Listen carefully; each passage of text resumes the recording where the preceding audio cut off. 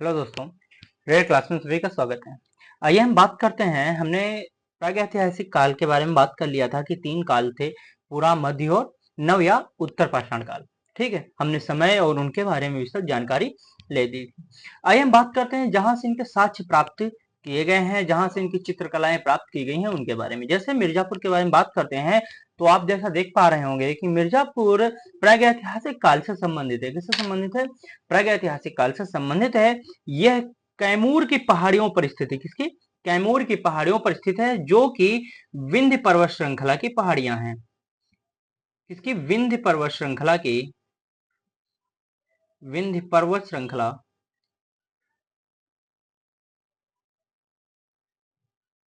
की पहाड़ियां हैं, या फिर हम कह सकते हैं विंध्य पर्वत श्रृंखला से संबंधित हैं। कैमूर की पहाड़ियों पर 100 गुफाएं प्राप्त की गई हैं। कितनी गुफाएं प्राप्त की गई हैं? 100 गुफाएं प्राप्त की गई हैं। यहाँ पर सबसे अधिक जो चित्र प्राप्त किए गए हैं या जो सबसे अधिक प्रिय हैं वो हैं आखेट करते हुए चित्र दिखाए गए हैं। यानी यहाँ पर जो चित्र प्राप्त जितने भी हैं वो आखेट से संबंधित हैं। सबसे प्रसिद्ध चित्र की बात करते हैं तो वो घायल सुअर से संबंधित है। किससे है? घायल सुअर से संबंधित है। जैसा कि आप लोग जानते हैं कि किसी ना किसी के द्वारा कुछ ना कुछ खोजा जाता है, तो जब घायल सुअर की मतलब ये पेंटिंग पाई गई या चित्र पाया गया तो एएच बाड्रिक ने इसे अपनी पुस्तक प्री हिस्टोरिक पेंटिंग में इसे उतार लिया, जिसके द्वारा इसे अंतरराष्ट्रीय स्तर पर इसे प्रतिष्ठा दिलवाई। क्लियर? अंतरराष्ट्रीय स्तर पर इसकी प्रतिष्ठा दिलवाई। आप लोग जानते होंगे कि किसी भी चीज की जब प्रतिष्ठा दिलवाई जाती है तो वो अपने आप में एक अहम तथ्य बन जाता है। क्लियर? हमने अभी आपको बताया कि मिर्जापुर से सबसे अधिक प्रिय जो है वो आखेट है, लेकिन उनमें सबसे अधिक प्रिय है घायल सुअर, अर्थात उसका भी आखेट किया गया होगा। आखेट किया गया होगा तो जाहिर सी बात है उसको किसी न किसी ने तो पहचाना होगा। तो किसने पहचाना था? एएच बार्डिक ने पहचाना और उसे अपनी पुस्तक प्री हिस्टोरिक पेंटिंग में इसका वर्णन कर दिया। क्लियर? और इसे अंतरराष्ट्रीय स्तर पर विख्यात किया, या फिर कह सकते हैं अंतरराष्ट्रीय स्तर पर ले गए। आइए बात करते हैं कि उत्तर प्रदेश के मतलब मिर्जापुर से ही हाथ के छपे हुए चित्र शैल भी प्राप्त हुए हैं। कहां से प्राप्त हुए हैं? सोहरो घाट से प्राप्त हुए हैं। कहां से प्राप्त हुए हैं? सोहरो घाट से प्राप्त हुए हैं। यहीं पर आइए हम बात करते हैं कि अगर मिर्जापुर में एक क्षेत्र पाया जाता है लखनिया। क्या पाया जाता है? लखनिया। याद रहे लखनिया मोस्ट इंपॉर्टेंट क्यों हो जाता है? इसके पीछे एक कारण है, क्योंकि लखनिया जिला उत्तराखंड में भी पाया जाता है। वहां पर बहुत सारी गुफाएं प्राप्त की गई हैं। क्लियर? तो लखनिया जिला जो लखनिया है, ये गुफाएं यहां से प्राप्त हुई हैं। यहां पर अगर हम इसको पूरा नाम देखें तो इसका नाम है लखनिया दरी। अब ये मोस्ट इंपॉर्टेंट क्यों हो जाता है? इसके पीछे एक कारण है, क्योंकि यहाँ पर नृत्य के दृश्य वाले चित्र प्राप्त हुए हैं। कैसे? नृत्य के दृश्यों वाले, नृत्य की दृश्यों वाले, यानी ऐसा दिखाई प्रतीत होता है कि यहाँ पर ये लोग क्या कर रहे हैं? नृत्य कर रहे हैं। नृत्य के दृश्यों वाले चित्र प्राप्त हुए हैं। क्लियर? इस बदौलत लखनिया दरी महत्वपूर्ण हो जाता है। और कहा जाए ये किससे संबंधित है तो ये मिर्जापुर क्षेत्र से संबंधित है। कुछ चित्र पाए गए हैं जैसे हाथी और घोड़े के, हाथी और घोड़े के चित्र पाए गए हैं। याद रहे कि कुछ ऐसे चित्र हैं जिनमें लाल रंग का प्रयोग किया गया है। हाथी और घोड़ा भी उनमें से एक है। किस रंग का इनका उपयोग किया गया है? हाथी और घोड़ों में जो बॉर्डर होता है, बॉर्डर में लाल रंग का उपयोग किया गया है। क्लियर? लाल रंग का उपयोग किया गया है। आगे देखते हैं कि एक मिर्जापुर क्षेत्र में एक क्षेत्र पड़ता है जिसका नाम है विंडब। यह एक पिकनिक स्पॉट है, मोस्ट इंपॉर्टेंट है। बराबर पूछा जाता है कि मिर्जापुर क्षेत्र में कौन सा क्षेत्र या कौन सी चित्रकलाओं की गुफाएं पिकनिक के लिए प्रसिद्ध हैं? तो विंडम। कौन है? विंडम पिकनिक हॉटस्पॉट,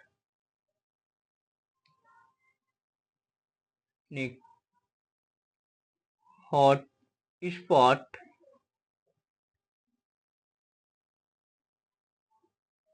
के लिए प्रसिद्ध है।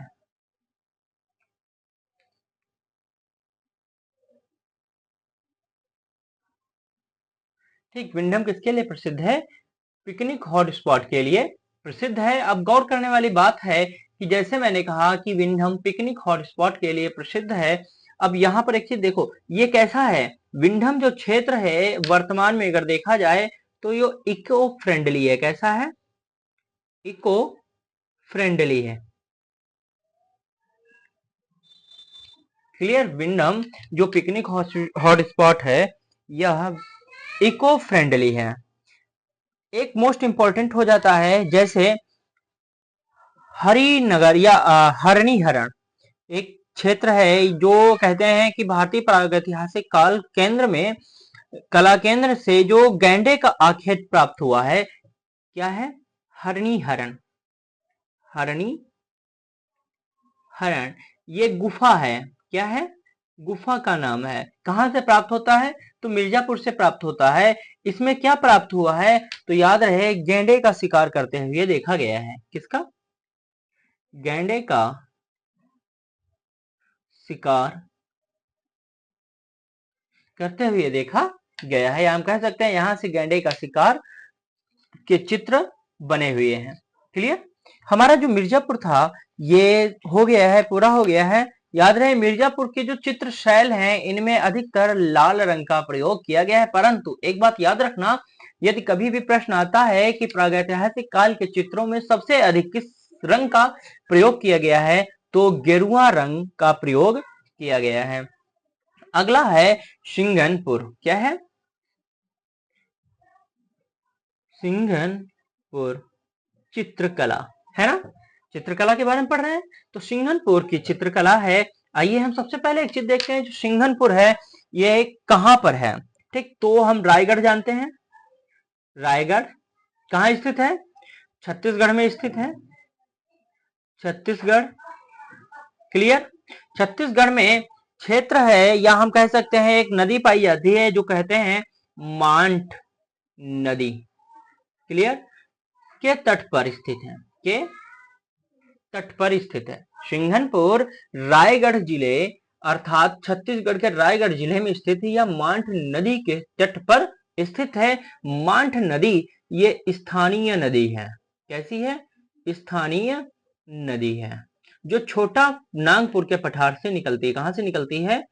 छोटा नागपुर के पठार से निकलती है। क्लियर? याद रहेगा कि मांठ नदी का उद्गम कहां से होता है? तो छोटा नागपुर के पठार से होता है। यहां पर रायगढ़ पाया जाता है जहां सिंघनपुर की चित्रकला प्राप्त होती है। अब आइए बात करते हैं कि इसकी खोज किसने किया था, कब किया था। जब हम इसकी खोज के बारे में देखते हैं, खोज किसने इसे प्राप्त किया था, तो हमें पता चलता है कि 1910 में 1910 में एक ब्रिटिश पुरातत्ववेत्ता जिनका नाम था C.W. एंडरसन। क्या था?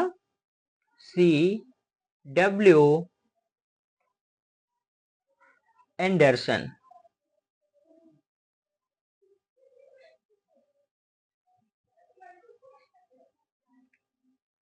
अर्थात C.W. एंडरसन ने इसकी खोज 1910 में की थी। क्लियर? अब आइए जान देखते हैं इसमें जो मोस्ट इंपॉर्टेंट हो जाते हैं, जैसे यहां पर कंगारू के चित्र प्राप्त हुए हैं। कंगारू के चित्र प्राप्त हुए हैं। कैसे चित्र प्राप्त हुए हैं? कंगारू के चित्र प्राप्त हुए हैं। दूसरा हम देखते हैं जंगली सांड को। कैसा? जंगली सांड को मतलब इस सिंघनपुर में देखा गया है कि जंगली सांड का एक चित्र है जिसे इन लोगों ने बर्छी या तीरों के द्वारा आखेट किया, यानी छेद के डाल दिया है, और वो मरणासन स्थिति में पहुंच गया है। या फिर प्रश्न आ सकता है कि किस क्षेत्र से जंगली सांड का शिकार करते हुए पाया गया है। जंगली सांड का शिकार। क्लियर? जंगली सांड का शिकार करते हुए पाया गया है। स्थान कौन सा है? सिंघनपुर। एक है जिसमें कहा गया है कि भैंसे को तीरों से बिंधा हुआ तथा दम तोड़ते हुए देखा गया है। भैंसे को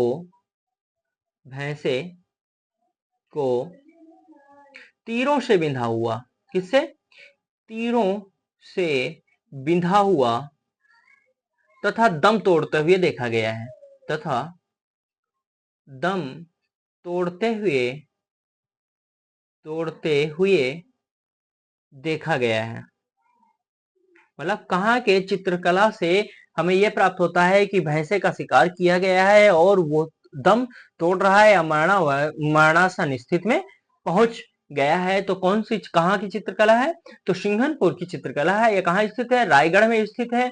रायगढ़ कहाँ? छत्तीसगढ़ में पड़ता है। यह मांठ नदी जो स्थानीय नदी है वहां से संबंधित है या उसके तट पर स्थित है। मांठ नदी जो है छोटा नागपुर के पठार से निकलती है। आइए हम बात करते हैं, अगला एक है पंचम मढ़ी। पंचम मढ़ी। अब सबसे पहले एक चीज देखते हैं कि ये स्थित कहाँ है। पंचम मढ़ी एमपी में स्थित है। कहाँ स्थित है? मध्य प्रदेश में स्थित है। इसकी खोज के बारे में देख लेते हैं। जो हम कहते हैं कि इसकी खोज किसने और कब किया था। तो इसकी खोज किया था, देखो इनके दो लोगों ने खोज किया है। सबसे पहले खोज किया है डॉक्टर जी.आर. हंटर ने। कब किया था? तो 1932 में इसकी खोज की। दूसरे विद्वान जो आए वो थे डी.एच. गार्डन ने। इन्होंने 1936 में इसकी खोज की थी। याद रहे, मोस्ट इंपॉर्टेंट है कि पंचम मढ़ी चित्रकला जो है इसकी खोज किसने किया था? डॉक्टर हंटर ने किया था और गार्डन ने किया था। हंटर ने 32 में किया था, गार्डन ने 36 में किया था। ठीक, ये मध्य प्रदेश से संबंधित है। ये पूछा जाता है कि पंचम मढ़ी चित्रकला कहाँ से संबंधित है, तो कहाँ से संबंधित है? मध्य प्रदेश से संबंधित है। ये मोस्ट इंपॉर्टेंट क्यों हो जाती है एग्जाम के दृष्टि से? इसके पीछे कारण है। एक स्पेन में चित्रकला पाई जाती है। स्पेन की चित्रकला है अल्टीमारा। क्या है? अल्टामारा, सॉरी, अल्टामीरा चित्रकला। इसके समकक्ष पाई जाती है। के समकक्ष। क्लियर? जो पंचम मढ़ी चित्रकला है ये स्पेन की अल्टीमारा चित्रकला के समकक्ष पाई जाती है। इस बदौलत ये मोस्ट इंपॉर्टेंट हो जाती है एग्जाम की दृष्टि से, इसीलिए इसको पढ़ना आवश्यक हो जाता है। देखो वैसे बहुत सारी गुफाएं हैं लेकिन हमको जो है कुछ मोस्ट इंपॉर्टेंट हैं, सिर्फ उन पर ध्यान केंद्रित करना है या केवल उनको ही पढ़ना है। क्लियर? अब बात करते हैं कि यहाँ से जो पंचम मढ़ी, सॉरी हाँ, जो पंचम मढ़ी है यहाँ की चित्रकला को, पंचम मढ़ी की चित्रकला को पुतरी के नाम से जाना जाता है। किस नाम से जाना जाता है? पुतरी के नाम से जाना जाता है। पुतरी का तात्पर्य होता है सामाजिक संबंध या फिर कह सकते हैं सामाजिक जीवन। क्या होता है? सामाजिक संबंध या सामाजिक जीवन होता है। क्लियर? पुतरी का तात्पर्य क्या होता है? सामाजिक जीवन होता है। कैसे सामाजिक जीवन से संबंधित है? तो कैसे संबंधित है अब गौर करते हैं। सबसे पहले यहाँ की जो चित्रकलाएं हैं वे आखेट करती हुई दर्शाई गई हैं। कैसे दर्शाई गई हैं? आखेट। ठीक, आखेट से संबंधित है या आखेट जाने के लिए प्रस्थान से संबंधित है। आखेट के लिए प्रस्थान करते, आखेट के लिए प्रस्थान करते। दूसरा, शहद एकत्रित करते, शहद एकत्रित करते। अन्य, घुड़सवार योद्धा, घुड़सवार योद्धा। याद रहे ये बहुत पूछा जाता है, घुड़सवार योद्धा नामक चित्रकला कहां से प्राप्त की जाती है या किस गुफा से प्राप्त की जाती है? तो पंचम मढ़ी गुफाओं से घुड़सवार योद्धाओं की पेंटिंग प्राप्त होती है। वाद्य यंत्रों को बजाते हुए, ये भी बहुत पूछा गया है। वाद्य यंत्रों को बजाते हुए, क्लियर? वाद्य यंत्रों को बजाते हुए तथा शस्त्रधारी सैनिक और शस्त्रधारी सैनिक आदि की पेंटिंग प्राप्त हुई है। अब गौर करने वाली बात है, हमने कहा पुतरी कहा जाता है। पुतरी अर्थात सामाजिक जीवन से संबंधित है। ठीक है। इसमें आखेट के लिए प्रस्थान करते हुए यानी आखेट को जाने के लिए बनाई गई है। शहद एकत्रित करते हुए चित्र दिखाए गए हैं। घुड़सवार योद्धा दिखाए गए हैं। शस्त्र मतलब शस्त्रधारी सैनिक दिखाए गए हैं और वाद्य यंत्रों को बजाते हुए दिखाया गया है। याद रहे वाद्य यंत्रों में तबला, सितार, ठीक है, बांसुरी इत्यादि दी गई हैं। अब मोस्ट इंपॉर्टेंट हो जाता है देखो हमने बताया है कि शस्त्रधारी, शस्त्रधारी का मतलब हो गया यहाँ पर तलवार भी और धनुर्विद्या भी। क्या चीज है? धनुर्धरों को भी दिखाया गया है। धनुर्धरों, ठीक, को भी दिखाया गया है। अब ये इतना तो हो गया। अब मोस्ट इंपॉर्टेंट जो फैक्ट हो जाता है कि इसमें किस प्रकार के रंगों का उपयोग किया गया है। अगर हम रंगों की बात करते हैं तो याद रहे कि पंचम मढ़ी में देखो हर एक का कुछ स्पेशल रंग होते हैं। तो पंचम मढ़ी के जब हम बात करते हैं तो पंचम मढ़ी से सफेद रंग, कौन सा? सफेद रंग का उपयोग किया गया है। सफेद रंग का उपयोग किया गया है जो मोस्ट इंपॉर्टेंट हो जाता है। ठीक, अब यहां पर हमने बताया अभी आपको कि वाद्य यंत्र बजाते हुए दिखाया गया। तो सितार वादक है, तबला वादक है, फ्लूट अर्थात बंशी वादक है, बीड़ा वादक है, ये दिखाए गए हैं। ठीक है, इसके साथ साथ एक और चित्र प्राप्त हुआ है। इसे हम कहते हैं गर्दभ मुख देवता। क्या कहते हैं? गर्दभ मुख का देवता।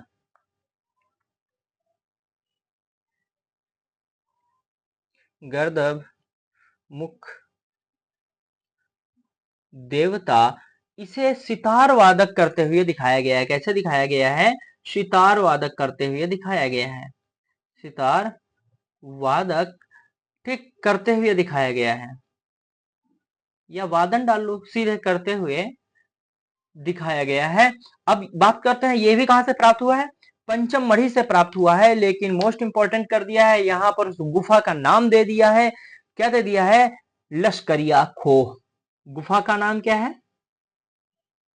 गुफा का नाम लश्करिया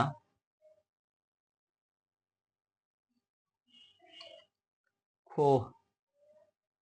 खोह अर्थात गुफा, या हम लश्करिया गुफा भी बोल सकते हैं। क्लियर? लश्करिया गुफा भी बोल सकते हैं। ये तो था हमारा मिर्जापुर, सिंघनपुर और पंचम मढ़ी। ठीक, यहाँ पर जो याद रखना आवश्यक है वो ये है कि पंचम मढ़ी में किस रंग का उपयोग किया जाता था? सफेद रंग का किया जाता था। पंचम मढ़ी की जो चित्रकला है किससे संबंधित है? पुतरी या सामाजिक जीवन से संबंधित है। ठीक, और एग्जाम की दृष्टि से क्यों मतलब महत्वपूर्ण हो जाता है? क्योंकि पहली बात तो देखो यहाँ पर सामाजिक जीवन से संबंधित है, ये मोस्ट इंपॉर्टेंट हो गया। दूसरा इंपॉर्टेंट हो गया कि स्पेन की अल्टामीरा चित्रकला के समकक्ष ये पाई जाती है। क्लियर? तो इस प्रकार से ये मोस्ट इंपॉर्टेंट हो जाता है। आइए अब हम बात करते हैं होशंगाबाद चित्रकला की। कौन सी चित्रकला है? अगली है होशंगाबाद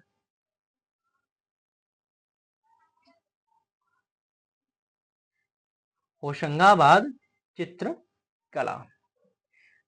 इसकी खोज मतलब सबसे पहले ये देख लेते हैं कि जो होशंगाबाद चित्रकला है ये कहां से या किस क्षेत्र से संबंधित है। जैसा कि आप लोगों ने जाना है कि हमने अभी पंचम मढ़ी की बात की, ये कहाँ पाया गया? मध्य प्रदेश में पाया गया। जी, होशंगाबाद भी मध्य प्रदेश में पाया जाता है। याद रहे यदि कभी भी आता है कि किस श्रृंखला से संबंधित है तो विंध्य पर्वत श्रृंखला से संबंधित है। विंध्य पर्वत श्रृंखला, अभी तक जितनी हमने आपको बताई है सभी विंध्य पर्वत श्रृंखला से प्राप्त की गई हैं। क्लियर? तो सबसे पहले ये। अब आइए हम जानते हैं कि इसकी खोज कब और किसने किया था। हम एक नाम सुनते हैं बराबर, मनोरंजन घोष। क्या? मनोरंजन घोष। इन्होंने कब खोज की थी? 1922 में इन्होंने इसकी खोज की थी। 21-22 में हम देखते हैं कि सिंधु घाटी सभ्यता के भी कुछ अवशेष खोजे जाते हैं, है ना? वो भी जल्द ही लेके आएंगे, या अगला जो चैप्टर होगा वो सिंधु घाटी सभ्यता से संबंधित होगा। सबसे पहले प्रागैतिहासिक को देख लेते हैं, है ना?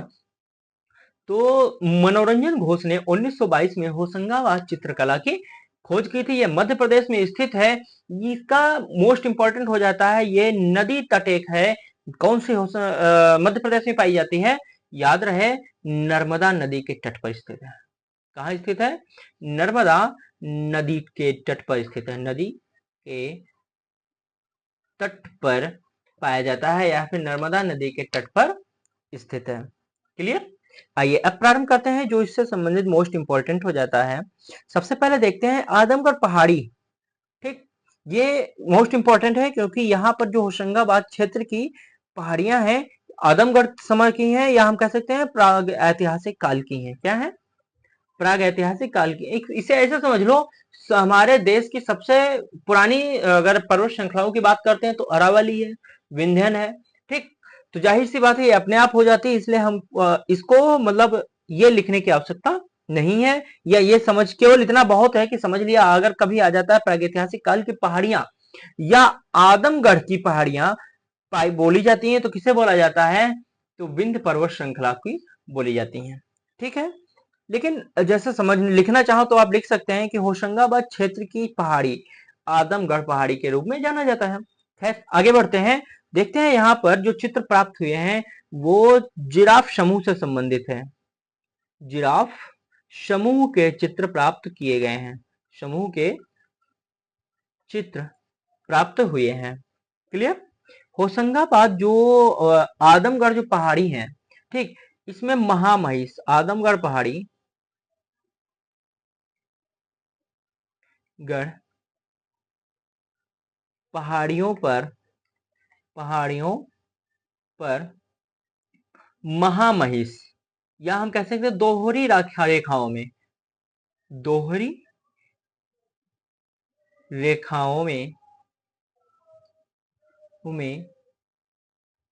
चित्र प्राप्त हुआ है। चित्र प्राप्त हुआ है। ये किसका चित्र प्राप्त हुआ है? तो याद रहे, महामहिष। महिष कहते हैं भैंसे को। किसे कहते हैं? भैंसे को। महिष का चित्र प्राप्त हुआ है। ठीक, तो महिष कहते हैं भैंसे को। याद रहे यहाँ पर महामहिष क्यों इसका नाम दिया गया? क्योंकि जो चित्र पाया गया है ये 10 फीट लंबा है, 10 फीट लंबा है व 6 फीट चौड़ा है। 10 फीट लंबा है और 6 फीट चौड़ा है। यहां से जो चित्रकलाएं प्राप्त हुई हैं या हम कह सकते हैं जो गुफाएं प्राप्त हुई हैं, लगभग 1 दर्जन शिलाश्रयों से प्रागैतिहासिक चित्र प्राप्त हुए हैं। शिलाश्रय कितने हैं यानी शिलाएं कितनी हैं? शिलाश्रयों से प्रागैतिहासिक चित्र प्राप्त हुए।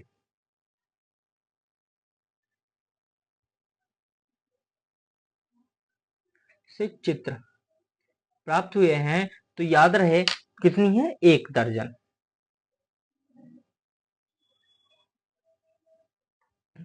प्रागैतिहासिक काल की चित्र प्राप्त हुए हैं वो कितनी है? 1 दर्जन यहाँ से प्राप्त हुए हैं होशंगाबाद से। यहाँ पर देखते हैं कि सबसे अधिक अगर हम रंग की बात करते हैं तो लाल रंग का उपयोग किया गया है। किसका रंग कैसा है? यहाँ पर लाल रंग का प्रयोग किया गया है। याद रहे, रंग लाल। क्लियर? रंग लाल रंग का उपयोग किया गया है। आइए हम बात करते हैं, कहा जा रहा है कि जैसे हमने अभी पीछे देखा, यहीं पर देख लेते हैं, महामहिष का चित्र पाया गया है ना। इसी तरीके से यहाँ पर वन देवी का भी चित्र प्राप्त होता है। वन देवी का सुंदर चित्र प्राप्त होता है। सुंदर चित्र प्राप्त होता है। क्लियर? होशंगाबाद में वन देवी का सुंदर चित्र प्राप्त होता है। मोस्ट इंपॉर्टेंट है क्योंकि ये बराबर पूछा जाता है। अब नोट में एक पॉइंट लिख लो कि यहां देखो मैंने कहा लाल रंग का उपयोग किया गया है। क्लियर? परंतु यहां पर एक गुफा है जिसमें विशाल हाथी निर्मित किया गया है। विशाल हाथी गुफा है जिसमें विशाल हाथी का चित्र बना हुआ है। अब बात करते हैं कि इसके रंग के बारे में बात करते हैं। ये मोस्ट इंपॉर्टेंट है, ये पूछा जा सकता है। तो इसका जो रंग है वो हल्का पीला रंग है। कैसा है? हल्का पीला रंग है। ये अपवाद है होशंगाबाद गुफा के चित्रों का। क्लियर? होशंगाबाद के जो गुफा हैं उनके चित्रों का ये अपवाद है। तो ये याद रखना कि हल्के पीले रंग का जो उपयोग किया गया है, सबसे पहले चित्र किसका है, तो विशाल हाथी का चित्र है। दूसरा, ये कहाँ स्थित है, होशंगाबाद की पहाड़ियों पर स्थित है। ठीक, या होशंगाबाद में आदमगढ़ की पहाड़ियों पर स्थित है। ये किससे संबंधित, किस पर्वत श्रृंखला से संबंधित है, तो विंध्य पर्वत श्रृंखला से ये संबंधित है। इन कहाँ स्थित है, होशंगाबाद मध्य प्रदेश में नर्मदा नदी के तट पर स्थित है। इसकी खोज मनोरंजन घोष ने 1922 में किया था। होशंगाबाद में अधिकतर लाल रंग का उपयोग किया गया है। यहाँ पर सबसे प्रसिद्ध जो है वो जिराफ के चित्र समूह है, वन देवी के सुंदर चित्र है तथा विशाल हाथी, ये प्रमुख हैं। इसके अतिरिक्त अगर हम बात करते हैं महामहिष का चित्र कहाँ पाया गया है, तो ये होशंगाबाद की आदमगढ़ पहाड़ियों पर प्राप्त हुआ है। दोहरी रेखाओं में किसका चित्र बना हुआ है, तो याद रहे दोहरी रेखाओं में महामहिष का चित्र बना हुआ है। बस हमारा आज का यहीं तक सेशन था। कल मिलते हैं, भीमबेटका गुफा लेकर के आते हैं आप लोगों के समझ। मोस्ट इंपॉर्टेंट है, ये किसी भी एग्जाम में पूछा जा सकता है। अगर आपको आज का मेरा ये टॉपिक या फिर सेशन अच्छा लगा तो प्लीज लाइक शेयर और सब्सक्राइब कीजिए। धन्यवाद।